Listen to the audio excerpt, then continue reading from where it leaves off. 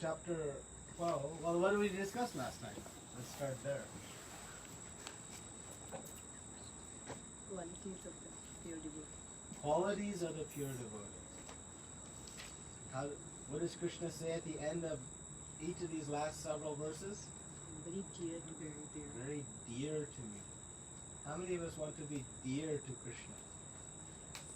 All of us? Do we know the simplest way to become dear to Krishna? The most perfect way to become dear to Krishna?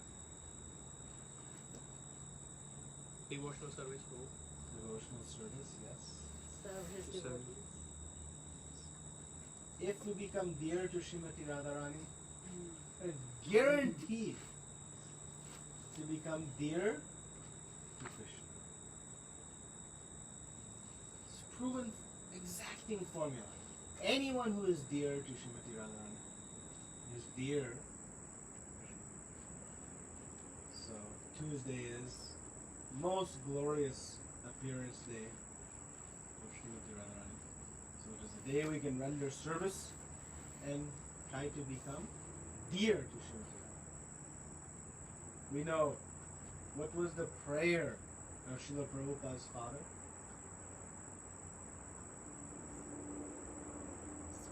All the sadhus would come to his house almost daily. His father would host various sadhus, treat them very nicely, feed them, and at the end he would ask for one blessing. And he would say, "Make my son a devotee of Srimati Radharani." He didn't say of Krishna. He said of Srimati Radharani. Because he knew he was a pure Vaishnava. He understood that by pleasing Srimati Radharani, by becoming dear to Srimati Radharani, one is guaranteed to be dear to Krishna. And why is that the fact?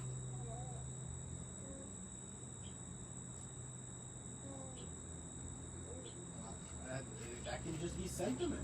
So we should prove it in our own mind. Why is that a fact? She's the epitome of selfless devotion service. Yes, she is the personification of selfless service. But why if Srimati Radharani looks favorably upon us, Krishna's guaranteed to look favorably. She is most dear to Krishna. She is most dear to Krishna. And so how does that fact help us? If she is most dear to Krishna, how does that help us? The conjugal love between Srimati Radharani and Krishna is that whoever is dear to Radharani automatically becomes dear to Krishna. Yes. But I'll just push a little bit further. Why? She does not care for herself, like her happiness or anything. What she cares is for Krishna's happiness. Even if something brings pain to her. Yes, that's the perfection of selfless service, right? But why, I'm just pressing now, why, if we're dear to Radharani, everything you said is perfectly right. So, Krishna is also Krishna is the most dear to Radharani. Yeah. But now when he sees there's another devotee as well, who is serving her nicely, there's not an attraction, I would say, but he draws his attention, he or she. Okay, getting warmer. Yes. And Krishna also worships the feet of his devotees. So Yes, but then why we have to go through Radharani? Why, by being dear to her, we're guaranteed, and we're getting really close. Sometimes Radharani takes sorry. us to Krishna, Yes. she's the one who. She introduces us to Krishna. So the Mahamantra is the answer, Prabhu. Hare Krishna means there you go. Hare is Radharani and then Krishna. Yes, that is also a fact. We always call out to, we don't say Krishna Radha, we say Radha Krishna. We say Sita Ram, right? Lakshmi Narayan. Always invocate the energy, the Shakti Tattva of Krishna before him. But why? Yes? Just a guessing, I don't know. Your guesses are good. Like, just like if we want to approach the president, right? So we will take the best possible way how I can get access to the person. Yeah. So the one who is closest to him, the most confident. So if I can get through that, then definitely my case will be presented and I would get the entrance into it. So Yes. I'm taking that route, which is the surest and the perfect and that is guaranteed path. So we have in that understanding some humility. You know, I can't approach Krishna directly. I have no clue how to approach Krishna. No clue. But if I approach through the channel, but again, why Srimati Radharani guarantees our path? What is Krishna's only desire? Fulfill Be Radharani's with desires. Radharani. desires. Not to be with Radharani, to Fulfill her desires. Fulfill Radharani's desires. to fulfill the desires of Srimati Radharani.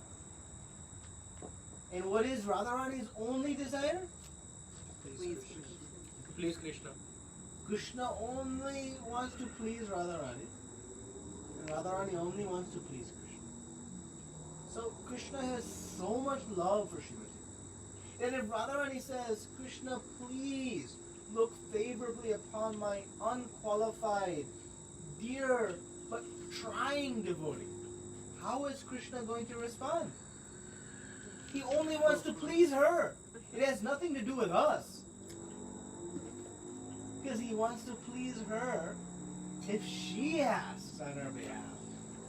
Guaranteed to become very dear to Krishna. This is the intensity of love that actually the qualities of Krishna, of Srimati Radharani, of which tomorrow we'll discuss in more detail. There are 25 principal qualities. And they, together in the end, they purchase Krishna. They're so enamoring for Krishna that whatever she says, Krishna will do. So all we have to do is pray. And is it easier to please mother or father? 100% of the time. Always easier to please mother. Who is softer, more forgiving, more tolerant?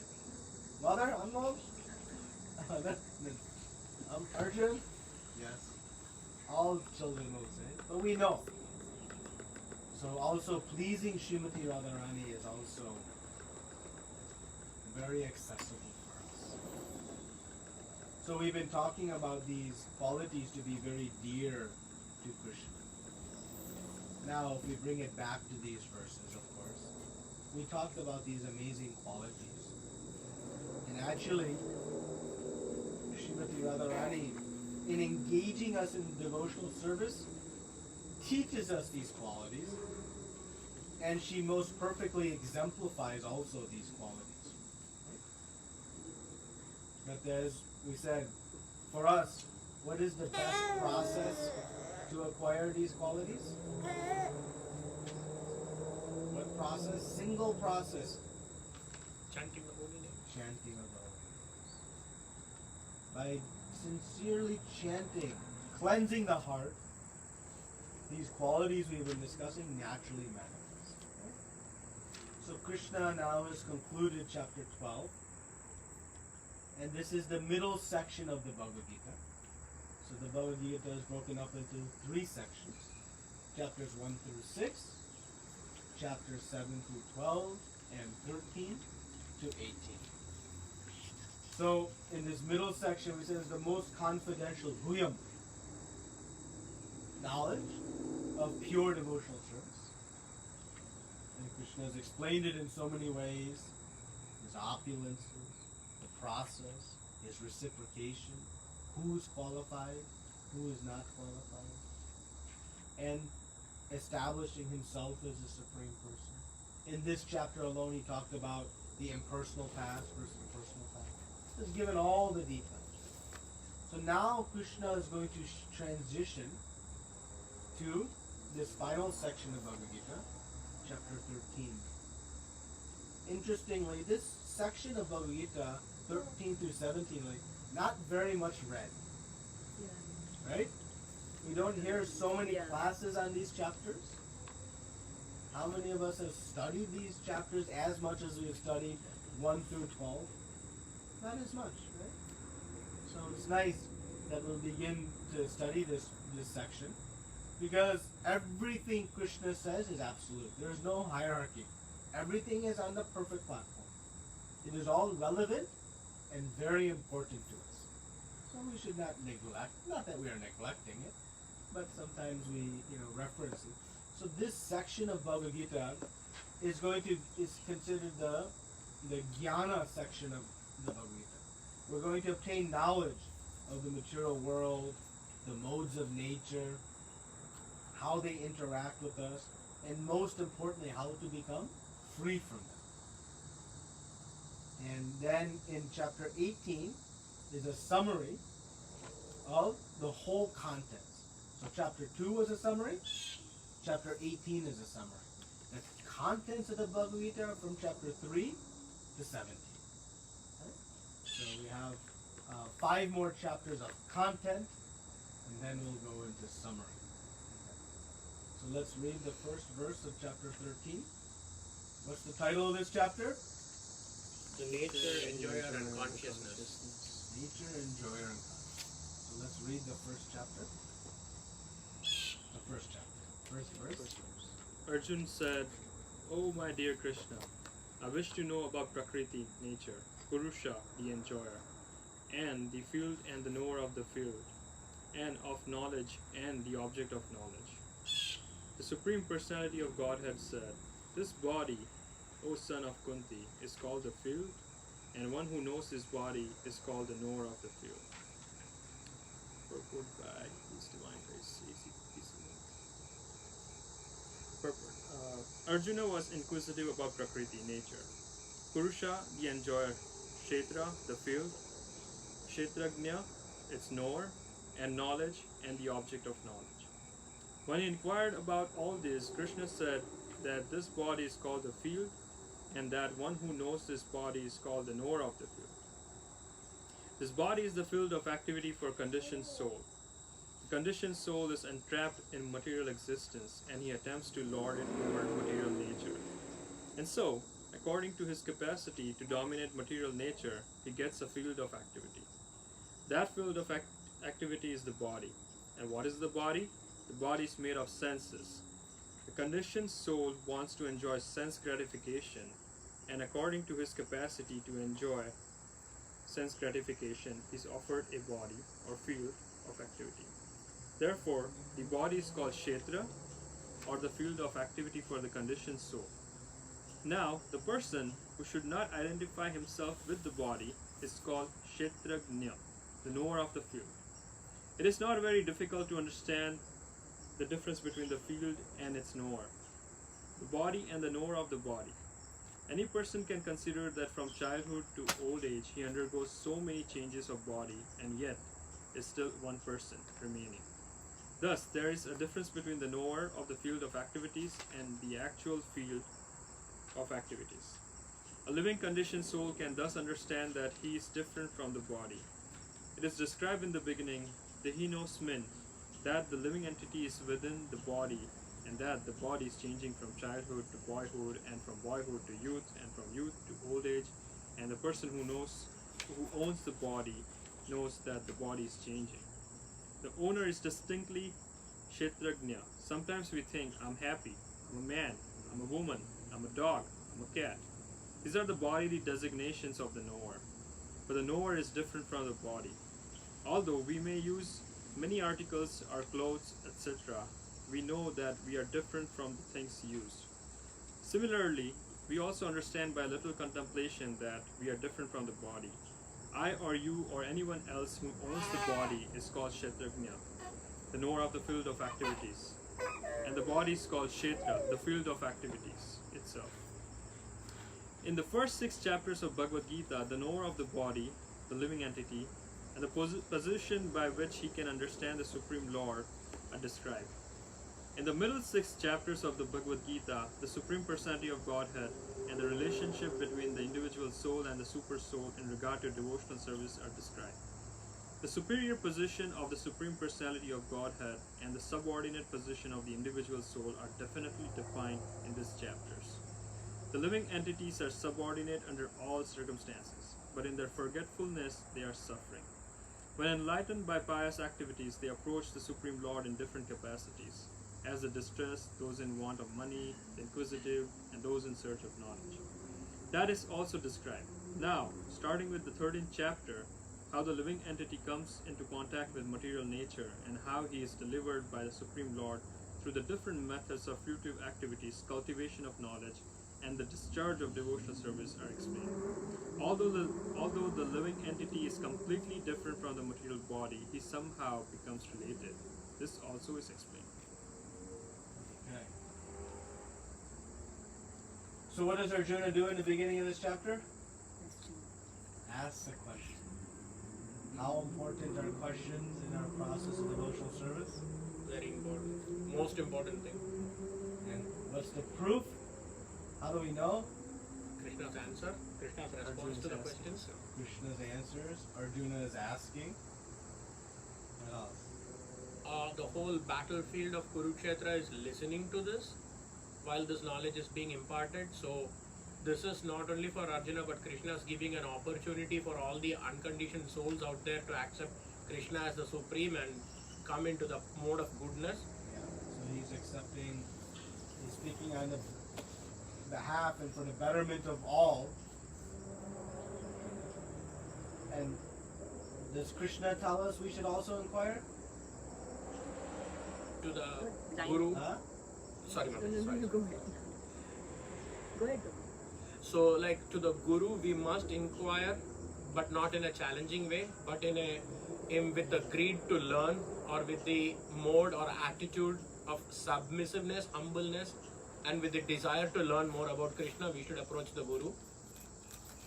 Krishna said, right? Pariprashnena. What's the word he used? Sevaya. One in a service and humble mood should inquire. So Arjuna is showing us a great example. We follow the example of others. Our whole process of devotional service is following, learning from those who have perfected this path and following in their footsteps. Because I was discussing this morning that this knowledge, it is not something we can acquire on our own. Prabhupada said from the beginning, from the introduction, one must approach this knowledge in what mood? Humility. He says in the spirit of devotion. Right? Not scholarship. So this knowledge is descending. Descending means it comes from somebody else. It's coming in Guru Parampara. In order to receive descending knowledge, one must be willing to follow the process. If one is determined to figure it out on their own, then that is not descending knowledge. That is ascending. I'll figure it out, and then I'll tell others. Good luck. So Arjuna is showing us a great example. So how many questions he asked? How many terms does he wish to know? How I'll many? keep quiet, let others answer. How many?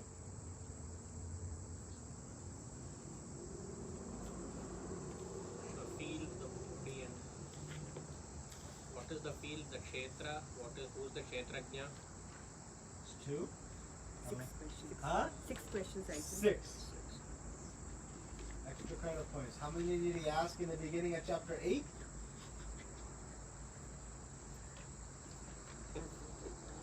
8. 8 terms.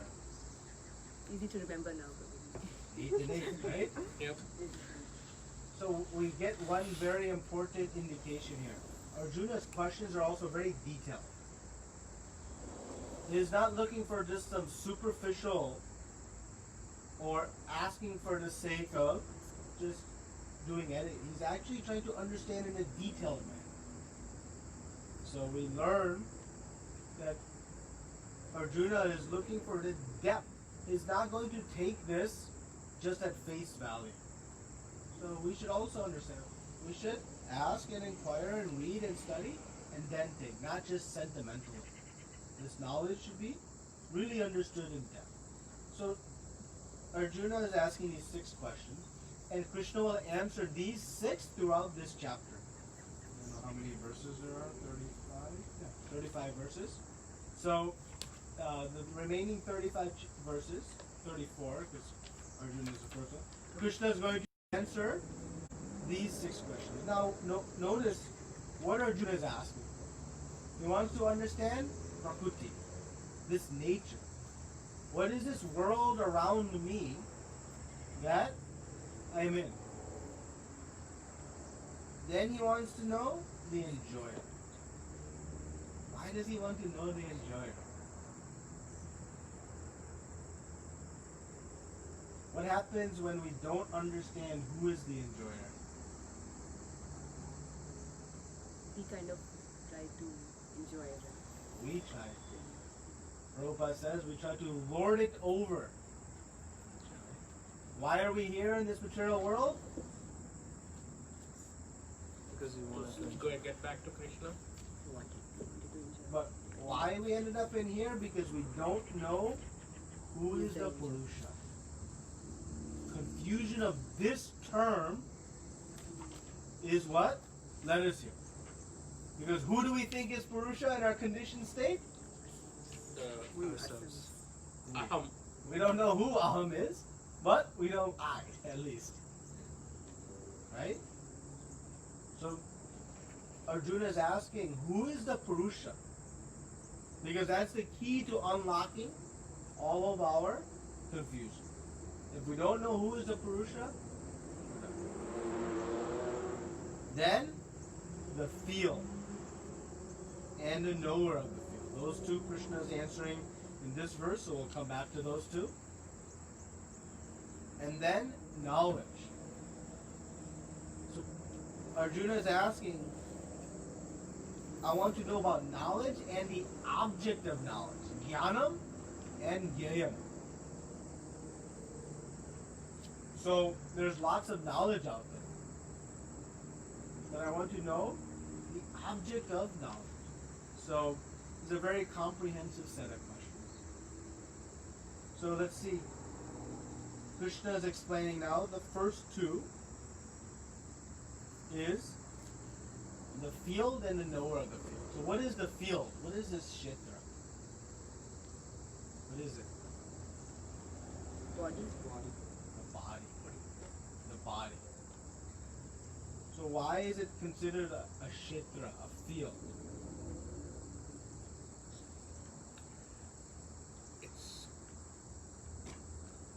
It's got the mind and the energy in it. Has the mind and energy in it, okay? That's the place where the soul is entrapped. It's the place where the soul is entrapped, yes. So it's encapsulated within this body. Okay, let's take a quick side journey. What is the soul in this context? Which of these terms? Kshetragya.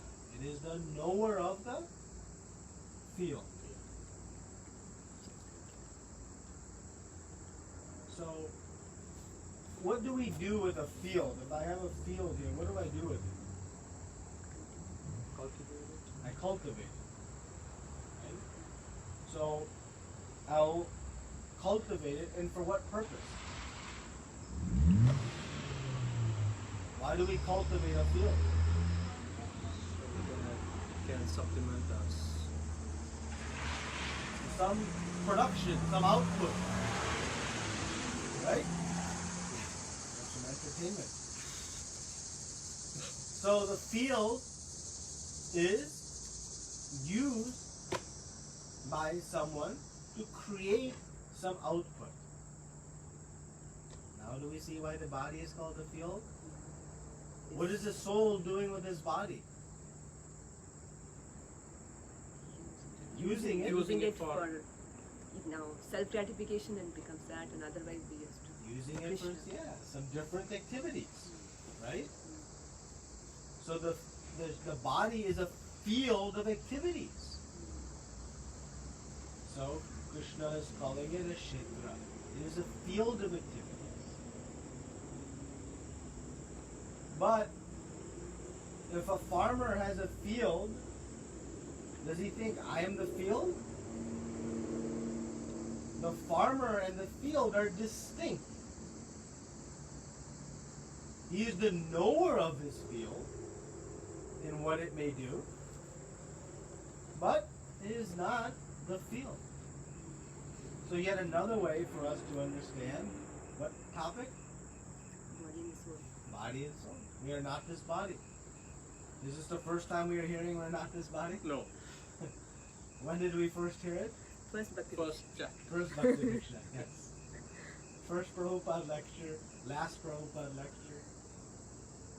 First, second chapter basically, we heard it, right? So this is a constant repetition, just another way for us to understand. So Krishna is saying that the field and the knower of the field are two distinct entities. They're not the same. But when we confuse who is the Purusha, then what do? We forget I am not this body. And then the whole activities are around trying to enjoy this field. So, and what types of fields can we get?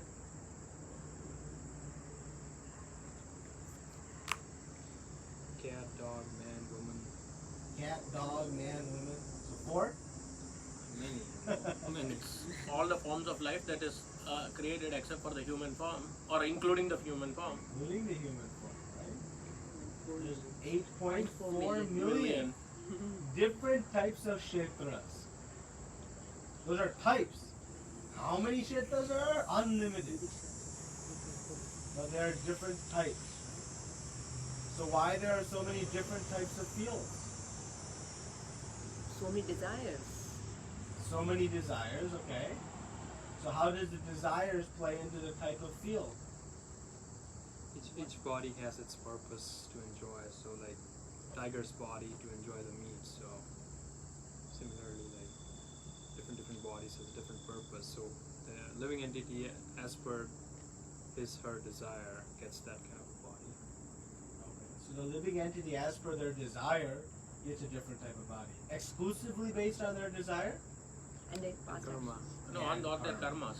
And karmas as past actions. Basically the qualification. Right? So desire and qualification leads to another body.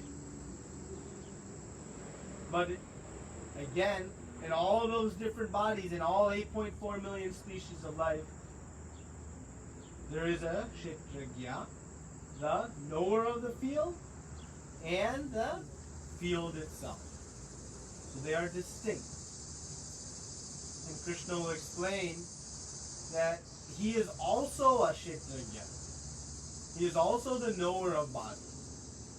He's the supreme knower of the body. He is a supreme knower. He is Paramatma. So there's Jivatma and Paramatma. Right? So there are two knowers. Two knowers of the field.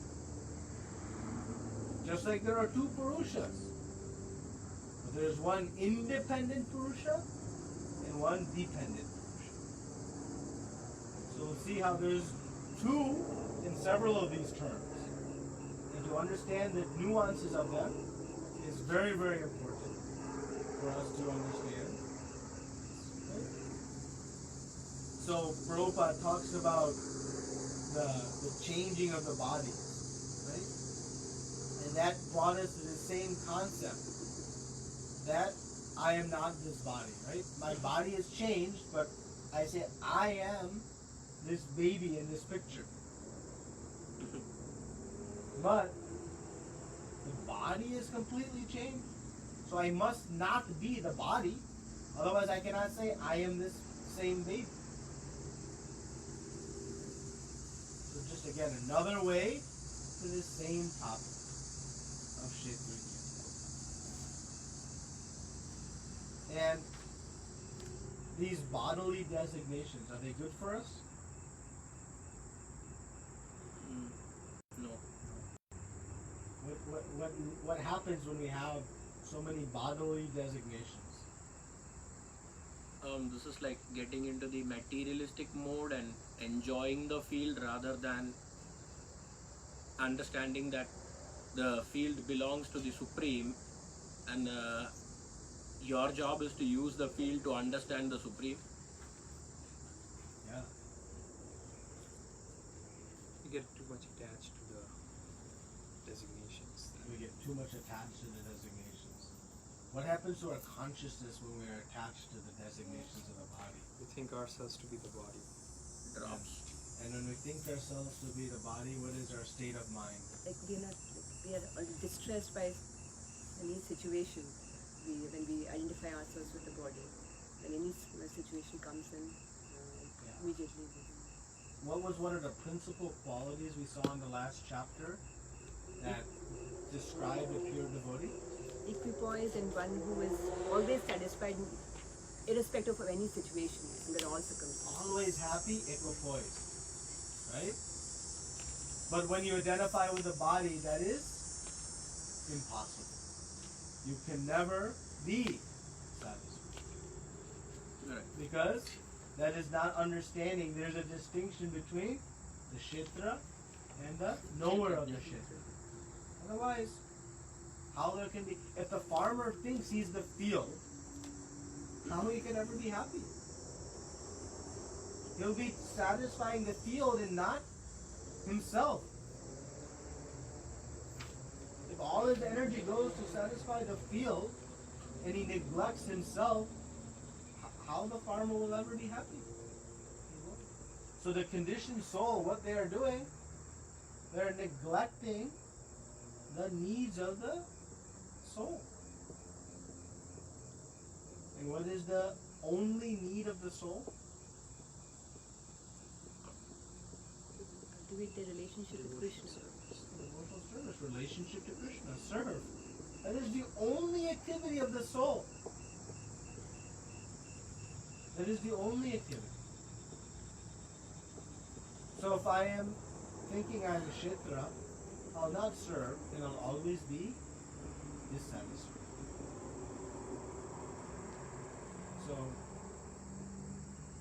this is the opening couple of verses, and we'll continue discussing some of these technical terms, which will present topics we already know, right?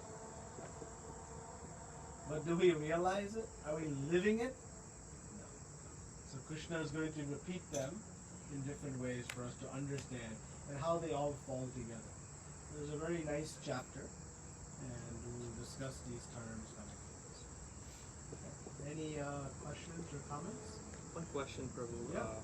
I mean, in the example of the field and the farmer, it almost appears that farmer, like, for third person, he can see it, and that's why he's disconnected there.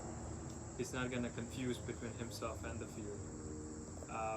But that's not often the case with the bodies, right? I mean, when we suffer, we're not able to detach ourselves. Like, I wish I could be almost like a third person and see, oh yeah, body's suffering, I see that, but that's fine. You'll be okay or whatever. But rather than that, we amplify it by identifying more and more so with it. Yeah. I want to understand how to, what's the first step to not be in that position and try to step back and see that, yeah, this is body suffering, not the person who's driving the body.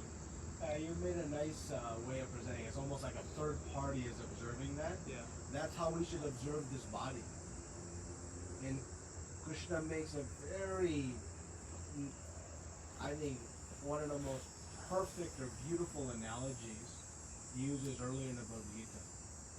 Anybody remember which analogy he uses about living in the body? Car.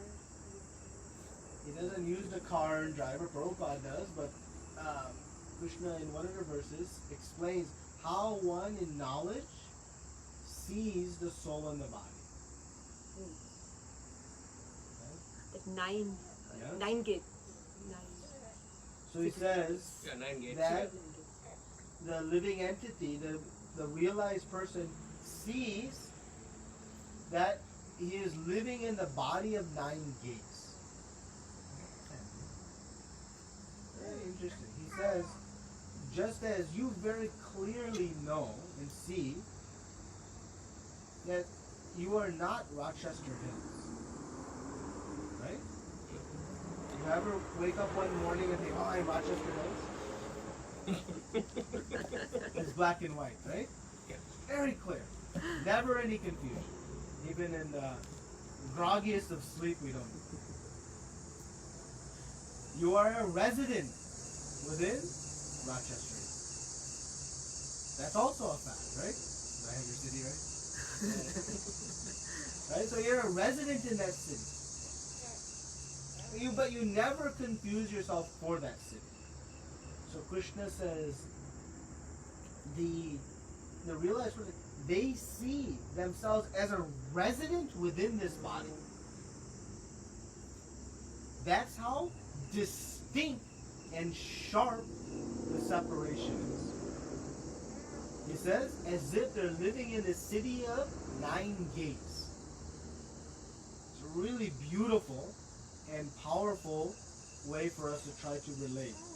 It doesn't make it easy to do, but to conceptualize what the end result is. And that's the devotee's consciousness. The pure devotee's consciousness.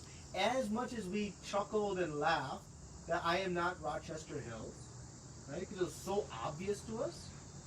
That's the clarity and precision in which, when one perfects their Krishna consciousness, they'll see this body.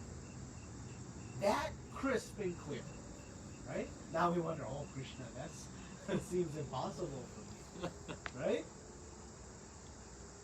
Well, why do we keep hearing you're not this body, you're a spirit soul, over and over, to get us a little bit closer, a little bit closer. But we are truly, simply a resident in this body. We have had millions of these bodies. Why are we so attached to this one? Millions of them. Millions. So, we have now very clear, that is like the goal. Every time I think I am not Rochester Hills. I am not Rochester Hills. And we'll get at least close. Now, when difficulties come to the body, yeah, they affect our consciousness, right? They affect our existence. So I can say, well, if there's difficulties in Rochester Hills, that's going to affect my experience in Rochester Hills, which is a fact, right? If the police force stopped working and all of a sudden crime goes rampant, my experience in that city will be impacted, right? Yep. But if I have knowledge of that, I can do something about it. I can right that situation. But if I think I am that city, I'm stuck with that dynamic. And my whole existence is tied to that experience. So as soon as we separate, I'm a resident, doesn't mean the body's going to function perfectly now. No, it's still going to go through its ups and downs. But now with more clarity, I'll be able to understand, yes, I have to deal with the consequence that's in front of me. I have to deal with the situation of my body. But I understand it in context of what it is. And that's the harder part for at least as we progress in devotional service. Yeah, we may not be so concerned about the image of the body or things like that. That at least we can make some progress toward it. But when it comes to the difficulties of it, that separation. And so we just have to keep reflecting back on some of these top concepts to guide us. And ultimately, how do we race towards this realization I'm living in the city of nine gates? By doing what? Devotional service. Good chant. The more we purify, the more we're actually going to see it as clearly. So you'll see it as if a third party is observing it. As much as that. And the best thing to do is, when we are overcome by bodily identification, even after the fact, analyze. Why I was so disturbed? Why did I let this happen? Okay, I forgot, I didn't put it together. After the fact, we can actually talk ourselves to what the goal, the desired reaction was. We may not have had it in the moment, but if after the fact we analyze, we can make progress the next time that same situation comes. Sometimes I say, well, past is past, why dwell on it? Not to dwell on it. It's to learn from it. Okay, I went through this difficult time. My consciousness was disturbed. It's not really right. I should have dealt with this one. And the next time we face it, we'll have a better chance of doing it on the front. That's a long answer to your question. Any follow-ups?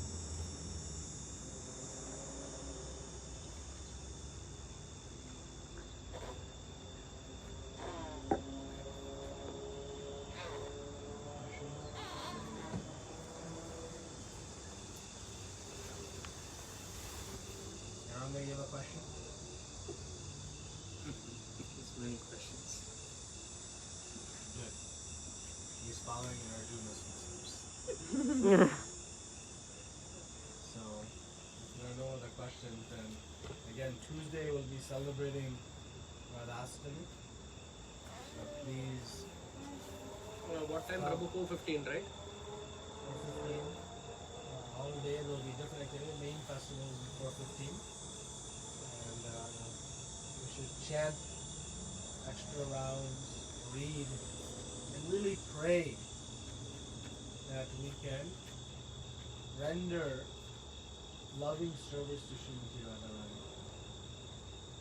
By hopes of pleasing her, someday, please discipline.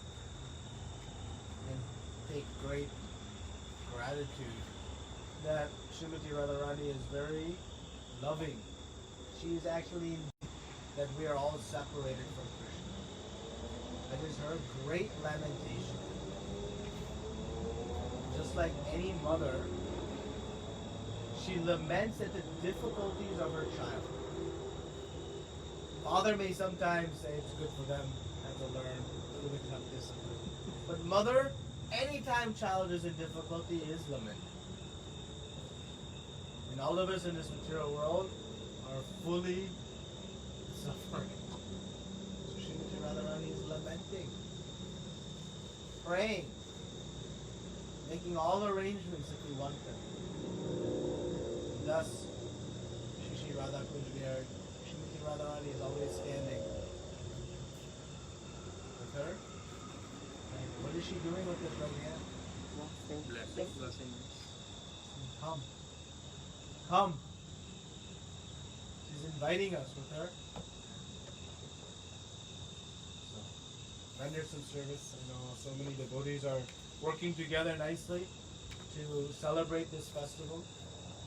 It's nice to see so much coordination and cooperation and working together in so many different aspects to make a wonderful celebration.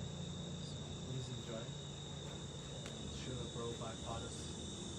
Tomorrow we'll have a little more discussion on Radhastami. Who is Srimati Radharani? We'll talk a little bit about. You have class here tomorrow, Prabhu? No, we'll have a class in Somerset, in the park. Oh, in the park? Okay. So we'll talk about who is Srimati Radharani. We'll talk about her role in our devotional service. And maybe we'll see. We'll talk a little bit about her mood of bhakti. Okay. Thank you very much. Srila Prabhupada ki Jai. Nanta Koti Vaishnavinda. Jai.